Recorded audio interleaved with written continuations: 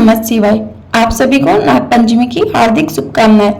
आज हम सुनेंगे नागपंचमी व्रत कथा। प्राचीन काल में एक सेठ जी के 7 पुत्र थे। सातों के विवाह हो चुके थे। सबसे छोटे पुत्र की पत्नी श्रेष्ठ चरित्र व सुशील थी, परंतु उसके कोई भाई नहीं था।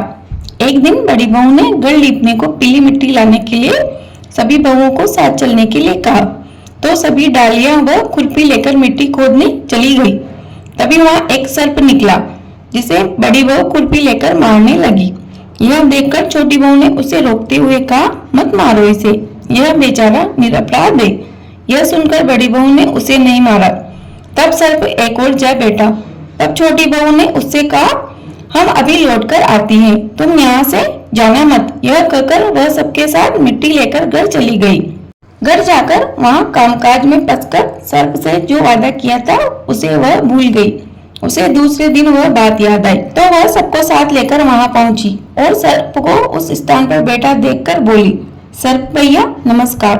सर्प ने कहा, तू भैया कह चुकी है, इसीलिए मैं तुझे छोड़ता हूँ, नहीं तो झूठी बात कहने के कारण तुझे अभी डस लेता। वह बोली, भैया मुझसे भूल हो गई, उसके लिए मैं क्षमा मांगती हूँ। तब सर्प बोला, अच्छा तू आज से मेरी बहन हुई और मैं तेरा भाई हुआ, तुझे जो मांगना है वह मांग ले। वह बोली, भैया मेरे कोई भाई नहीं है, अच्छा हुआ जो तू मेरा भाई बन गया। कुछ दिन व्यतीत होने पर वह सर्प मनुष्य का रूप रखकर उसके घर आया और बोला, मेरी बहन को बेच दो। सबने कहा, इसके तो कोई भाई ही नहीं था। तो वह बोला, मैं दूर के रिश्ते से इसका भाई लगता हूँ, बचपन में ही मैं बाहर चला गया था। मनुष्य बने सर्प के विश्वास दिलाने पर घर के लोगों ने छोटी को उसके साथ भेज दिया। उसने मार्ग में बताया कि मैं वही सर्प हूँ, इसलिए तू डरना नहीं, जहाँ चलने में कठिनाई हो वहाँ मेरी पूंछ पकड़ लेना। उसके कहे अनुसार सेठ की छोटी बहू ने वैसा ही किया। इस प्रकार वह उसके घर पहुंच गई।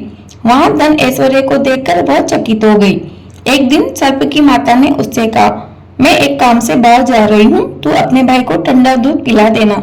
उसे यह बात ध्यान न रही और उसने उसे गर्म दूध पिला दिया, जिससे उसका मुंह बेतरह जल गया। यह देखकर सर्प की माता बहुत क्रोधित हुई, परंतु सर्प के समझाने पर वह चुप हो गई। सर्प ने उसकी माता से कहा कि बहन को अब उसके घर भेज देना चाहिए।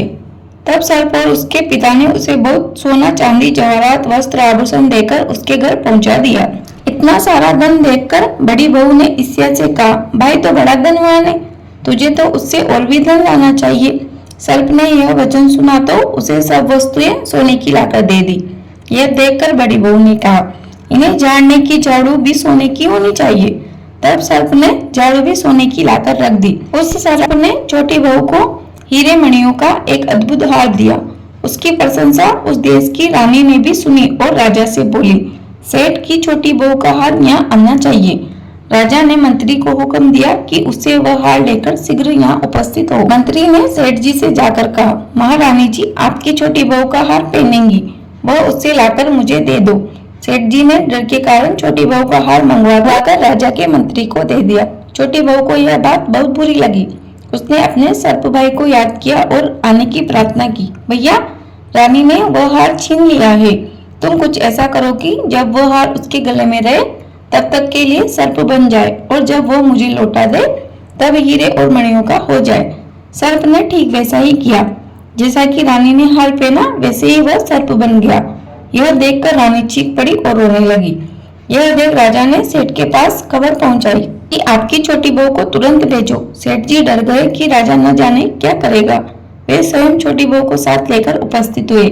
राजा ने छोटी बहू से पूछा, तूने क्या जादू किया है, मुझे बता, वरना मैं तुझे दंड दूंगा। छोटी बहू बोली, राजन दृष्टा क्षमा कीजिए, यह हार ऐसा ही है, मेरे गले में हीरे और मणियों का रहता है और दूसरे के गले में जाते ही सर्प बन जाता है। यह सुनकर राजा ने वह सर्प हार उसे देकर कहा, अभी पहन कर दिखाओ। छोटी बहू ने जैसे ही वह हार पहना तो वह हीरे और मणियों का हो गया। यह देखकर राजा को उसकी बात पर विश्वास हो गया और उसने प्रसन्न होकर उसे बहुत सी मुद्राएं पुरस्कार में दी। छोटी बहू अपने हार व राजा द्वारा दी गई मुद्राओं सहित घर लौट आई। उसके धन को देखकर बड़ी बहू ने ईर्ष्या के कारण उसके पति को सिखाया कि छोटी बहू के पास कहीं से धन आया है। यह सुनकर उसके पति ने अपनी पत्नी को बुलाकर कहा, ठीक ठीक बता, यह धन तुझे कौन देता है। तब वह सर्प को याद करने लगी। तब उसी समय सर्प ने प्रकट होकर कहा, यदि मेरी बहन के आचरण पर संदेह प्रकट करेगा तो मैं तुझे खा लूंगा। यह सुनकर छोटी बहू का पति बहुत प्रसन्न हुआ और उसने सर्प देवता का बड़ा सत्कार किया।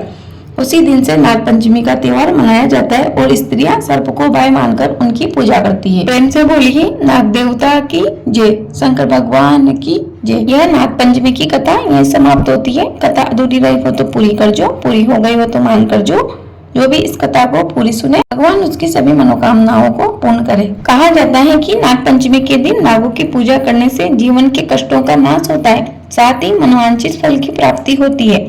इसके अलावा अगर इस दिन किसी व्यक्ति को सांप दिख जाए तो यह बहुत ही शुभ माना जाता है। नाग पंचमी के पावन पर्व पर वाराणसी काशी में नाग कुआ नामक स्थान पर बहुत बड़ा मेले का आयोजन होता है।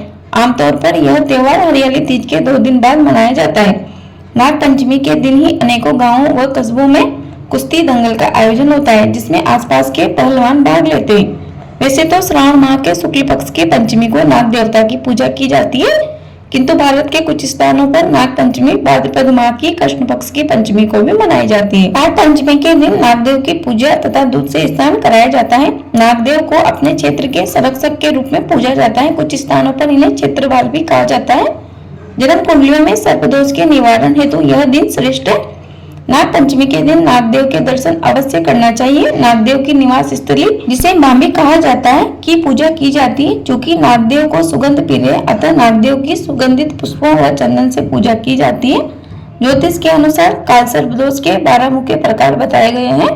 मैं आशा करती हूँ आपको यह वीडियो अवश्य उपयोगी लगी होगी। प्लीज वीडियो को लाइक करें, शेयर करें, कमेंट बॉक्स में जय श्री राम अवश्य लिखें। यदि आपने अभी तक हमारे चैनल को सब्सक्राइब नहीं किया तो प्लीज एक सब्सक्राइब जरूर करें और बेल आइकन को प्रेस करना बिल्कुल भी ना भूलें, जिससे कि आने वाली वीडियो का नोटिफिकेशन आपको सबसे पहले मिले। हमारे चैनल पर आपको सभी प्रकार की कथा, कहानी, पूजा विधि आदि संबंधित वीडियो मिल जाएगी। जय श्री राधे कृष्ण। आपका दिन शुभ हो। धन्यवाद।